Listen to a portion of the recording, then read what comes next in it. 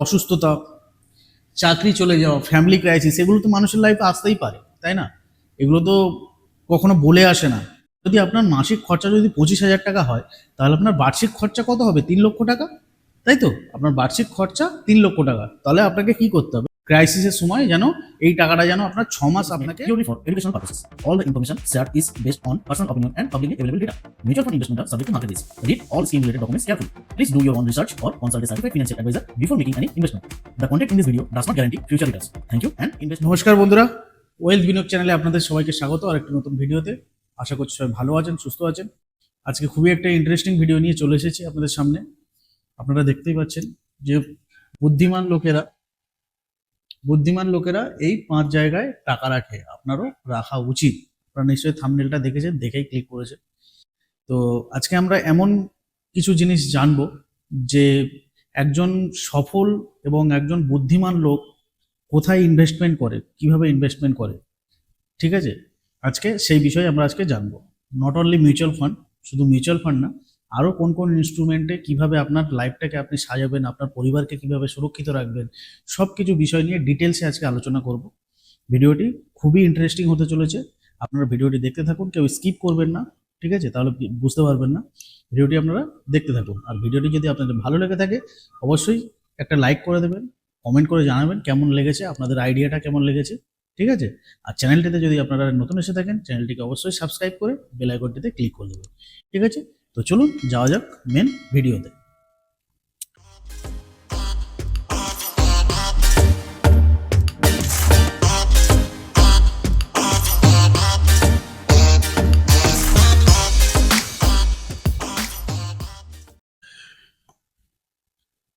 আপনি কি জানেন ধনী ও বুদ্ধিমান লোকেরা কখনো সব টাকা এক জায়গায় রাখে না? আপনি কি জানতেন এটা, যে যারা ধনী এবং বুদ্ধিমান লোক সব টাকা কিন্তু এক জায়গায় রাখে না? মানে সেই মানে সব ডিম একটা খাঁচার মধ্যে রাখার মতো গল্প আর কি। যারা আর কি বুদ্ধিমান লোক তারা কিন্তু সব ডিমগুলো একটা খাঁচার মধ্যে রাখে না, ডিভাইড করে রাখে, ঠিক আছে? এটাতে 10টা, এটাতে 10টা, এটাতে 10টা, এরকম করে ডিভাইড করে রাখে। তারা টাকাকে 5টা বিভিন্ন জায়গায় ভাগ করে রাখে, যাতে রিটার্নও পায়, নিরাপত্তাও থাকে। বুঝতে পারছেন? 5টা জায়গাতে এমনভাবে ভাগ করে রাখতে হবে যাতে মানে ওয়েলথ ক্রিয়েশনও হয়, বা আর ওয়েলথ ক্রিয়েশনের সঙ্গে নিজের ফ্যামিলির নিরাপত্তা, মানে ফ্যামিলি প্রোটেকশন, নিজের প্রোটেকশন সব কিছু। আজ আমি বলবো ঠিক সেই 5টি জায়গার কথা যেখানে আপনারাও টাকা রাখা উচিত, যদি আপনি ভবিষ্যৎ নিয়ে সিরিয়াস হন, ঠিক আছে? আপনি যদি ভবিষ্যৎ নিয়ে সিরিয়াস হন, তাহলে আপনারও এই মানে রুলসগুলো ফলো করা উচিত এবং এখানে ইনভেস্ট করা উচিত। যদি আপনি ভবিষ্যৎ নিয়ে সিরিয়াস হন, ভিডিওটা একদম শেষ পর্যন্ত দেখুন, কারণ শেষ পয়েন্টটা এমন যা 90% মানুষ জানে না। শেষ পয়েন্টটা এমন বলবো যা 90% মানুষ জানে না, ঠিক আছে? এই জিনিসটা আজকে আমি দেখাবো। প্রথমে কি, জরুরি ফান্ড, যেটা হচ্ছে আপনার সেফটি নেট, তাই তো? জরুরি ফান্ড কেন জরুরি ফান্ড দরকার? প্রথমে আগে সেটা বুঝে নিই, কেন জরুরি ফান্ড দরকার। যেমন আপনার অসুস্থতা, চাকরি চলে যাওয়া, ফ্যামিলি ক্রাইসিস, এগুলো তো মানুষের লাইফে আসতেই পারে, তাই না? এগুলো তো কখনো বলে আসে না যে অসুস্থতা কখন মানুষের শরীরে আসবে বা মানুষের জীবনে আসবে, সেটা কেউ বলে আসে না। চাকরি চলে যেতেই পারে, ব্যবসা মন্দা যেতেই পারে, ঠিক আছে? এমন কোনো প্রফেশন নেই যে সেই প্রফেশন তার টালমাটাল নেই, উত্থান পতন নেই, ঠিক আছে? ফ্যামিলি ক্রাইসিস থাকতেই পারে, কোনো না কোনো ভাবে হয়তো আসতেই পারে, না আসলে খুবই ভালো। তো এই জিনিসগুলো মানুষের লাইফে, এগুলো হচ্ছে আনসার্টেনলি আসে, ঠিক আছে? মানুষ কখনো মানে আগে থেকে এগুলো ভেবে রাখে না বা ভাবতে পারে না যে এই জিনিসগুলো আমার লাইফে আসতে পারে। এমন সময় যেন অন্য ইনভেস্টমেন্ট ভাঙতে না হয়, মানে এই জিনিসগুলো, অসুস্থতা থেকে, চাকরি চলে যাওয়া, ফ্যামিলি ক্রাইসিস, এই জিনিসগুলো থেকে যেন এমন না হয় যেন আপনার যে ইনভেস্টমেন্ট থাকবে সেই ইনভেস্টমেন্ট থেকে টাকাটা আপনাকে ভাঙতে হয়। তাহলে কোথায় রাখবেন টাকা? এক হচ্ছে আপনার সেভিংস অ্যাকাউন্ট বা লিকুইড মিউচুয়াল ফান্ডে আপনি রাখতে পারেন। সেভিংস অ্যাকাউন্টে ইন্টারেস্টটা কম, কিন্তু লিকুইড মিউচুয়াল ফান্ডে মানে একটু ইন্টারেস্ট বেশি, ঠিক আছে? কত টাকা আপনি রাখবেন? ধরুন যদি আপনার মাসিক খরচা যদি 25,000 টাকা হয়, তাহলে আপনার বার্ষিক খরচা কত হবে? 3 লক্ষ টাকা, তাই তো? আপনার বার্ষিক খরচা 3 লক্ষ টাকা। তাহলে আপনাকে কি করতে হবে? আপনাকে মাসের জন্য, মানে 6 মাসের খরচ আপনাকে সেভ করে রাখতে হবে সেভিংস অ্যাকাউন্টে। ঠিক আছে, 6 মাসের জন্য কত? 1.5 লক্ষ টাকা, কমপক্ষে 1.5 লক্ষ টাকা আপনার যেন ব্যাংক অ্যাকাউন্টে সবসময় যেন থাকে, মানে আপনার ক্রাইসিসের সময় যেন এই টাকাটা যেন আপনার 6 মাস আপনাকে মানে টাকাটা আপনাকে সাহায্য করে। এই 6 মাসের যে আপনার খরচাটা, এই 6 মাসের যে খরচাটা, এটা যেন আপনাকে কোনোভাবে অন্য দিকে থেকে আপনাকে না আনতে হয়। ঠিক আছে, তো এই টাকাটা কমপক্ষে 1.5 লক্ষ টাকা আপনাকে সবসময় আপনার সেভিংসে থাকতে হবে বা লিকুইড মিউচুয়াল ফান্ডে রেখে দিতে হবে। লিকুইড মিউচুয়াল ফান্ডটা কি সেটা নিয়ে পরে আসবো। টিপস কি, লিকুইড মিউচুয়াল ফান্ডে দিলে 5 থেকে 6% রিটার্ন পাবেন আর 24 ঘন্টায় টাকা হাতে পাবেন। তারপরে কি, life insurance, term plan plus হচ্ছে হেলথ ইন্স্যুরেন্স। ঠিক আছে, life insurance, term plan, health ইন্স্যুরেন্সের নাম শুনে অনেকেই একটু ভ্রু কচকাবেন বা অনেকেই বলবে আবার ইন্স্যুরেন্সের গল্প, এটা অনেকেই ভাবছেন। কিন্তু একটা জিনিস বলি, ধনী লোকেরা কি করে, সবার আগে কিন্তু জীবন বীমা নেয়। হ্যাঁ, ধনী লোকেরা সবার আগে জীবন বীমা নেয়। কেন বলুন তো? দেখুন, ইনভেস্টমেন্ট তো সবাই করে, ধনী লোকেরা সবাই কিন্তু ইনভেস্টমেন্ট করে, কিন্তু সেই ইনভেস্টমেন্টটা ওয়েলথ ক্রিয়েশন তো সবাই করে নেয়, কিন্তু ওয়েলথ ক্রিয়েশন করে কি করবে? যদি হেলথ যখন খারাপ হবে, মানে শরীর যখন খারাপ হবে, তখন যদি সেই ওয়েলথ ক্রিয়েশনের টাকা থেকেই যদি আমার সেভিংস, মানে আমার ইনভেস্টমেন্টের টাকা থেকে যদি ভাঙতে হয়, তাই না? ধরুন একটা মানে আমি কথার কথা বলছি, ধরুন কেউ মানে একটা 1 কোটি টাকার একটা কর্পাস তৈরি করলো বা একটা এসআইপি কন্টিনিউ চালাচ্ছে, 10 বছর 20 বছর ধরে এসআইপি চালিয়ে যাচ্ছে। ঠিক আছে, একটা ভালো কর্পাস দাঁড়িয়েছে। ঠিক আছে, তার কোনো হেলথ ইন্স্যুরেন্স নেই, টার্ম প্ল্যান নেই, লাইফ ইন্স্যুরেন্স নেই, কিচ্ছু নেই। আমি যাচ্ছি হেলথ ইন্স্যুরেন্সের কথা। ঠিক আছে, হেলথ ইন্স্যুরেন্স কেন মানুষের জন্য প্রয়োজন, এটা আগে সব থেকে আগে ভালো করে আগে বুঝবেন যে হেলথ ইন্স্যুরেন্স মানুষের জন্য কেন প্রয়োজন। ওয়েলথ ক্রিয়েশন, ইনভেস্টমেন্ট অবশ্যই দরকার, অবশ্যই দরকার, কিন্তু তার সঙ্গে হেলথ ইন্স্যুরেন্সও প্রয়োজন। কারণ আজকে আপনি যে টাকাটা আপনি ইনভেস্ট করছেন, আপনি যে টাকাটা ইনভেস্ট করছেন, যেটা সেভিংস করার জন্য ইনভেস্ট করছেন, তো তো মানে আপনার ধরুন আপনি ইনভেস্ট করেই যাচ্ছেন, বাই চান্স আপনার কোনোভাবে শরীর অসুস্থ হলো, আপনাকে হসপিটালাইজড হতে হলো, তো আপনি যখন হসপিটালাইজড হবেন তখন আপনার কাছ থেকে আপনার সেই হসপিটালের বিল কে দেবে? আপনার নিশ্চয়ই আপনার সেভিংস থেকে বা ইনভেস্টমেন্ট থেকে আপনাকে ভাঙাতে হবে, তাই তো? কিন্তু যদি আপনি একটা হেলথ ইন্স্যুরেন্স যদি আপনি নিয়ে রাখেন, একটা ফ্যামিলি প্রোটেকশন হয়ে যায়, আপনার সন্তানদের নিয়ে, আপনার মিসেসকে নিয়ে, একটা ফ্যামিলি প্রোটেকশন হয়ে যায়। 5 লাখ টাকা পর্যন্ত মানে হেলথ ইন্স্যুরেন্স কভারেজ পাওয়া যায়, তারপর টপ আপও করা যায়। ঠিক আছে, তো হেলথ ইন্স্যুরেন্সে কি হয়, আপনার সেই সেভিংসের থেকে আপনাকে ভাঙাতে হচ্ছে না, আপনাকে আপনার সেভিংস থেকে টাকাটা ভাঙাতে হচ্ছে না, বা আপনার যে ইনভেস্টমেন্ট করা রয়েছে সেই ইনভেস্টমেন্ট থেকে আপনাকে টাকাটা ভাঙাতে হচ্ছে না। হেলথ ইন্স্যুরেন্স থেকেই আপনার টাকাটা আপনি আপনার যে মেডিকেল এক্সপেন্স যেটা হচ্ছে সেটা আপনি পেয়ে যাচ্ছেন। তো এই জন্য হেলথ ইন্স্যুরেন্স অবশ্যই দরকার সবার জন্য। ঠিক আছে, এবারে কি, ধনী লোকেরা সবার আগে জীবন বীমা নেয় কারণ তারা চায় তাদের মৃত্যু হলেও পরিবার যেন টিকতে পারে। লাইফ ইন্স্যুরেন্সের টার্ম প্ল্যানটা নেওয়ার হলো এই একটা কারণ, যে আজকে আপনি ইনকাম করছেন, ঠিক আছে, আজকে আপনি ফ্যামিলির জন্য ইনকাম করছেন, যতদিন ইনকাম করে যাচ্ছেন ঠিক আছে, ফ্যামিলি তো নিশ্চিন্তে চলছে, একটু কোনো অসুবিধা নেই। কিন্তু একটুখানি যদি আপনি মানে ওভার থিঙ্কিং যদি একটু করেন, একটু যদি উপর চিন্তা ভাবনা যদি করেন, বাই চান্স ভাবুন আজকে আপনি নেই, আপনার যদি মৃত্যু হয়, আপনার ফ্যামিলিকে কে দেখবে? তাদের তো কোনো ইনকাম সোর্স নেই, ইনকাম সোর্স আপনিই একমাত্র ইনকাম সোর্স, তাহলে তাদেরকে কে দেখবে? তো এই জিনিসটাকে দেখতে হবে, সেক্ষেত্রে আপনার কাজে আসবে তখন কিন্তু লাইফ ইন্স্যুরেন্স, টার্ম প্ল্যান। ঠিক আছে, টার্ম প্ল্যান থেকে একটা 1 কোটি টাকার টার্ম প্ল্যান নিলে বা একটা ভালো রকম বা একটা চলে আসবে, লাইফ ইন্স্যুরেন্স থেকেও একটা ভালো ফান্ড চলে আসবে। তো সেক্ষেত্রে আপনার যে মানে ফ্যামিলির চিন্তা আপনার থাকবে না। ঠিক আছে, মানে এটুকু আপনি শান্তিতে থাকবেন যে আমার যদি কিছু হয়ে যায় বাই চান্স, আমার ফ্যামিলিকে পিছনে ফিরে তাকাতে হবে না বা রাস্তায় বসতে হবে না। এটা হচ্ছে মূল কথা। এবার কি কি বেছে নেবেন এর জন্য, একটা পিওর টার্ম প্ল্যান বেছে নেবেন, 1 কোটি টাকা কভার দেবে। ঠিক আছে, মাত্র 700 থেকে 1000 টাকা পার মান্থ। আপনার এটা এজ হিসাবে ক্যালকুলেশন হয়, আপনার এজ কত আছে সেই হিসাবে টার্ম প্ল্যানটা ক্যালকুলেশন হয়, কত টাকা মানে আপনার প্রিমিয়াম হবে। ঠিক আছে, ভুল ধারণা ভাঙানো, এলআইসি, এন্ডোমেন্ট, পেনশন স্কিম, কম রিটার্ন, এগুলো হচ্ছে ভুল ধারণা। ইন্স্যুরেন্স মানে শুধু প্রোটেকশন, ইনভেস্টমেন্ট নয়, এটাও ভুল ধারণা। ইন্স্যুরেন্স মানে শুধু প্রোটেকশন নয়, ইন্স্যুরেন্স মানে ইনভেস্টমেন্টও। ইনভেস্টমেন্টটা কিসে? আপনার নিজের উপর, আপনার নিজের উপর ইনভেস্টমেন্ট। বোনাস ইনফো কি, হেলথ ইন্স্যুরেন্স থাকলে হঠাৎ বড় খরচ এড়ানো যায়। হেলথ ইন্স্যুরেন্স যদি আপনার থাকে হঠাৎ বড় খরচ এড়ানো যায়। হেলথ ইন্স্যুরেন্সেরও প্রিমিয়াম বেশি না, আপনার এজ ওয়াইজ আপনার হেলথ ইন্স্যুরেন্স হয়, মেডিক্লেম অনেক অনেক রকম হয়, এখন মার্কেটে প্রচুর কোম্পানি আছে।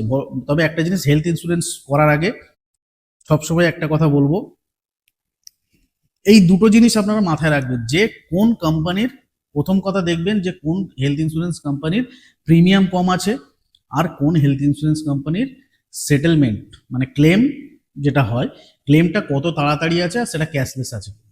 এই জিনিসগুলো সবসময় মাথায় রাখবেন, ঠিক আছে। হেলথ ইন্স্যুরেন্সও কিন্তু বেশি পড়ে না, বছরে সেই মাসে দেখতে গেলে 1,000 1,500 টাকা বা 2,000 টাকা মাসে, ঠিক আছে। তো একটা হেলথ ইন্স্যুরেন্স নিয়ে একটা গল্প বলি, আমার মানে এটা আমার লাইফের ঘটনা। আমাকে একজন বলেছিল, তখন আমার নিজস্ব হেলথ ইন্স্যুরেন্স ছিল না। তো আমাকে একজন আমাকে বলছে যে মানে তোর হেলথ ইন্স্যুরেন্স করা আছে, আমাকে জিজ্ঞেস করছে যে তোর হেলথ ইন্স্যুরেন্স করা আছে। আমি বললাম না, আমার হেলথ ইন্স্যুরেন্স নেই। হেলথ ইন্স্যুরেন্স করে কি করবো, ফালতু ফালতু বছরে অত টাকা দিয়ে আমি কি করব, সেই ও হেলথ ইন্স্যুরেন্সের টাকা তো রিটার্ন পাওয়া যায় না, তো হেলথ ইন্স্যুরেন্স আমি নিয়ে কি করব। তো তখন আমাকে একটা কথা বললো, আমি মানে তার 2 থেকে 3 দিন আগে আমার 4 হুইলারের আমি ইন্স্যুরেন্স প্রিমিয়াম ভরেছি 40,000, ঠিক আছে। আমার 4 হুইলারের ইন্স্যুরেন্স ভরেছি 40,000, আমি ইন্স্যুরেন্স দিয়েছি 2 থেকে 3 দিন আগে। তো সেই কথাটাই ও আমাকে টুকে বলল যে তুই তোর গাড়িতে যে ইন্স্যুরেন্সটা কেটেছিস, ওটা 40,000 টাকার যে ইন্স্যুরেন্স কেটেছিস, ইন্স্যুরেন্সটা কিসের জন্য কেটেছিস। আমি ওকে বললাম যে গাড়িটা প্রোটেকশনের জন্য, যে গাড়িতে যদি কোনোভাবে স্ক্র্যাচ আসে, বা যেহেতু নতুন গাড়ি, যেহেতু যদি কোনোভাবে ক্র্যাশ আসে বা গাড়িটায় কোনোভাবে যদি ড্যামেজ হয়, কিছু যদি প্রবলেম হয়, ঠিক আছে, মেকানিক্যাল যদি কিছু প্রবলেম হয়, তো সেইগুলো মানে আলটিমেটলি কথা গাড়িটাকে রক্ষা করার, মানে গাড়িটাতে যদি কোনো কিছু ক্ষতি হয় সেই ক্ষতিপূরণটা পাওয়ার জন্য তো আমার ইন্স্যুরেন্সটা করা, তাই না। তো সেটাই আমি ওকে বললাম যে আমি এই কারণে করেছি। তো ও তখন আমাকে এমন একটা কথা বললো, আমার শির দাঁড়া মানে একদম কি বলবো, সমস্ত রক্ত মানে গায়ে ঠান্ডা হয়ে গেল। আমাকে বললো একটা কথা, তুই আজকে 40,000 টাকা তোর গাড়ির জন্য তুই পে করছিস কি না বছরে, ওর কোনো কিন্তু রিটার্ন নেই, ওটা কিন্তু এক্সপেন্স, ওর কোনো রিটার্ন নেই, ওটা কিন্তু গাড়ি, ওর মধ্যে কোনো জীবন নেই। আর তুই নিজে মানে তোর নিজের মধ্যে তোর জীবন আছে, আমার মধ্যে জীবন আছে, আমার ফ্যামিলি আছে, তো তাদের কথা তো আমি একবারও ভাবিনি। তাদের যদি কোনো কিছু হয় বা আমার যদি কোনো কিছু কোনোভাবে যদি কিছু প্রবলেম হয়, তাহলে আমার কি হবে, তাহলে আমার তো সেভিংস থেকে টাকাটা দিতে হবে। তাহলে আমার জন্য, তাহলে যদি আমার গাড়ির জন্য যদি আমি ইন্স্যুরেন্স, যদি 40,000 টাকার যদি ইন্স্যুরেন্স নিতে পারি, তাহলে আমার নিজের শরীরকে আমি প্রোটেক্ট করার জন্য আমি কেন বছরে 20,000 বা 25,000 টাকা দিয়ে আমি ইন্স্যুরেন্স করাবো না, হেলথ ইন্স্যুরেন্স করাবো না। আর শুধু তো আমার একার নয়, আমার ফ্যামিলির ইন্স্যুরেন্স হচ্ছে, তাই না। তো সেই দিন থেকে মানে ও যেদিন আমাকে এই কথাটা বলেছে, আমি সেই দিনই আমি হেলথ ইন্স্যুরেন্স নিয়েছি, ঠিক আছে। আর সেই দিন থেকে আমি বুঝেছি যে হেলথ ইন্স্যুরেন্স কেন মানুষের প্রয়োজন। তো সেই জন্য আপনাদের সবাইকে একটাই কথা বলবো, যে এই যে জিনিসটা বললাম আপনাকে, এই জিনিসটা একটু বিবেচনা করে দেখবেন। হেলথ ইন্স্যুরেন্স অবশ্যই নিন। আপনি যদি আজকে যদি ওয়েলথ ক্রিয়েশন করছেন, খুব ভালো কথা, ওয়েলথ ক্রিয়েশনের সঙ্গে সঙ্গে আপনার হেলথটাকেও আপনাকে দেখতে হবে, হেলথ প্রোটেকশনটাকেও দেখতে হবে, ঠিক আছে। তারপরে কি, এসআইপি, ছোট ইনকাম বড় ভবিষ্যৎ। এসআইপি ছোট ইনকাম বড় ভবিষ্যৎ, এসআইপি মানে ভবিষ্যতের গাছ আজ বপন করা, মানে আজকে ছোট চারা পুঁতলাম, ভবিষ্যতে গিয়ে বড় মানে গাছ হয়ে গেল, ঠিক আছে। এসআইপি তো এরকমই, প্রতি মাসে 1,000 বা 2,000 টাকা দিয়ে শুরু করে 10 থেকে 20 বছরে মোটামুটি একটা ভালো পারপাস তৈরি করা সম্ভব, ঠিক আছে। ফান্ড বেছে নিন, বিগিনার যদি হন তাহলে লার্জ ক্যাপ বা হাইব্রিড ফান্ডে যান, যদি মিডিয়াম রিস্ক নিতে চান তাহলে লার্জ অ্যান্ড মিড ক্যাপ, যদি হাই রিস্ক নিতে চান তাহলে স্মল ক্যাপ বা ফ্লেক্সি ক্যাপে যেতে পারেন। এসআইপি টপ আপ করুন, প্রতি বছর 10% করে বাড়ান, রিটার্ন বেড়ে যাবে দ্বিগুণের বেশি। যদি স্টেপ আপ এসআইপি যদি আপনি প্রতি বছরে যদি 10% করে বাড়ান, ঠিক আছে, তো আপনার রিটার্ন দ্বিগুণ বেড়ে যাবে। এক্সাম্পল, 2,000 করে 20 বছর, আপনি 4,80,000 টাকা জমাবেন, হতে পারে এটা 15 to 20 লাখ সম্ভাব্য রিটার্ন, ঠিক আছে। তো হেলথের সাথে ওয়েলথ সব কিছু দেখতে হবে, শুধু ওয়েলথ ক্রিয়েশন করলে হবে না, বা শুধু হেলথ প্রোটেকশন করলে হবে না, ওয়েলথও ক্রিয়েশন করতে হবে, আবার হেলথ প্রোটেকশনও করতে হবে। আবার ফিউচারকেও মোটামুটি সিকিওর করতে হবে, তাই না? সবকিছু মিলিয়ে মিশিয়ে আমাদেরকে মোটামুটি করতে হবে। তারপরে কি এমার্জেন্সি তহবিল, এটা আমি বেসিক্যালি যারা বয়স্করা আছেন তাদের জন্য বলবো একটা কথা, সব টাকা মার্কেটে রাখলে কিন্তু বিপদ, সব টাকা মার্কেটে রাখার দরকার নেই। আপনি কি করবেন, কিছু টাকা রাখা উচিত, কিছু অংশ টাকা রাখা উচিত স্থির নিশ্চয়তা ও যুক্ত জায়গায়, কম রিটার্ন হোক, মানে কম রিটার্ন হোক, তাও ওগুলো সিকিওর ভাবে আপনার মোটামুটি এমার্জেন্সি যখন ইচ্ছা আপনি তখন মানে নিতে পারবেন। উপযুক্ত জায়গা কি, পিপিএফ আছে, 15 বছরের lock in period, tax free, এখানে ট্যাক্স লাগে না। পোস্ট অফিস এমআইএস প্রতি মাসে রিটার্ন দেয়, পোস্ট অফিসে এমআইএসও করতে পারেন, রিটার্ন কিন্তু সেই সামান্য। এসসিএসএস বয়স্কদের জন্য, এফডি এমার্জেন্সি ইউজের জন্য, ধরুন এফডি করা মানে এফডি লোক কেন করে, এফডি এমার্জেন্সি ফান্ড ইউজ করার জন্য, তাই না? এমার্জেন্সি পারপস এফডি লোক রেখে দেয়। কম রিটার্ন ঠিকই, কিন্তু বেশি নিশ্চয়তা আছে, বা মেন্টাল স্যাটিসফ্যাকশন বলতে গেলে চলে, যে না আমার অ্যাকাউন্টে টাকাটা আছে বা আমার কাছে এই টাকাটা সেভিংস আছে আপাতত, যখন চাইবো তখন আমি এটা নিতে পারবো। 7 থেকে 8% রিটার্ন দেয়। বুদ্ধিমানরা ব্যালেন্স করে, রিস্কও নেয়, গ্যারান্টিও রাখে, ঠিক আছে?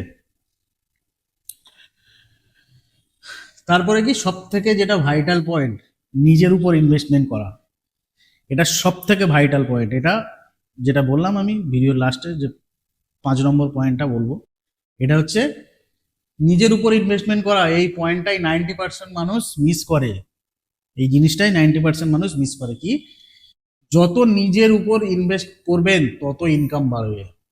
উদাহরণ কি, যত নিজের উপর ইনভেস্টমেন্ট করবেন মানে এটা কি, নিজে জানতে শিখবেন, বুঝতে শিখবেন, বই পড়তে হবে, নিজের জ্ঞান অর্জন করতে হবে, ঠিক আছে? শেখার তো কোনো বয়স হয় না, তাই না? তো শেখার তো কোনো বয়স, শেখাটাই হচ্ছে নিজের উপরে ইনভেস্টমেন্ট করা, এক্সপেরিমেন্ট। উদাহরণ কি, এক যুবক 5,000 টাকা দিয়ে স্টক মার্কেটে কোর্স করেছিল, আজ সে নিজের ট্রেডিং ব্যবসা চালাচ্ছে। 5,000 টাকা দিয়ে একটা সময় সে মানে স্টক মার্কেটের কোর্স করেছিল, আজকে সে নিজে থেকে ট্রেডিং করে নিজের ব্যবসা করছে, নিজে ইনকাম করছে, তাই তো? তো এটা হলো নিজের উপরে ইনভেস্টমেন্ট। এই যে শেখা, যে আমরা একটা কোনো একটা জিনিস শিখছি, বা এই যে আজকে আমি আপনাদেরকে কিছু শেখাচ্ছি বা দেখাচ্ছি, এটা তো আপনারা জ্ঞান নিচ্ছেন বা একটা শিখছেন কিছু, তাই না? আপনারা যারা জানেন তাদের কথা আলাদা, কিন্তু যারা জানেন না পুরোপুরি এই জিনিসটা সম্বন্ধে, পুরোপুরি নতুন, তো তারা তো কিছুটা শিখছেন আমার থেকে। তো এগুলো হচ্ছে নিজের উপরে ইনভেস্টমেন্ট করা। এই যে টাইম দিয়ে আপনারা ভিডিওটা দেখছেন, এটাও কিন্তু নিজের উপরে ইনভেস্টমেন্ট করা, ঠিক আছে? এটা আপনি ইনভেস্টমেন্ট করছেন, টাইম ইনভেস্টমেন্ট করছেন, মানি না, টাইম ইনভেস্টমেন্ট করছেন, ইনভেস্টমেন্ট করে আপনারা শিখছেন। আরেকজন কি করলো, ইউটিউব দেখে মিউচুয়াল ফান্ড শিখে আজ 15 লক্ষেরও বেশি পোর্টফোলিও বানিয়ে ফেলেছে।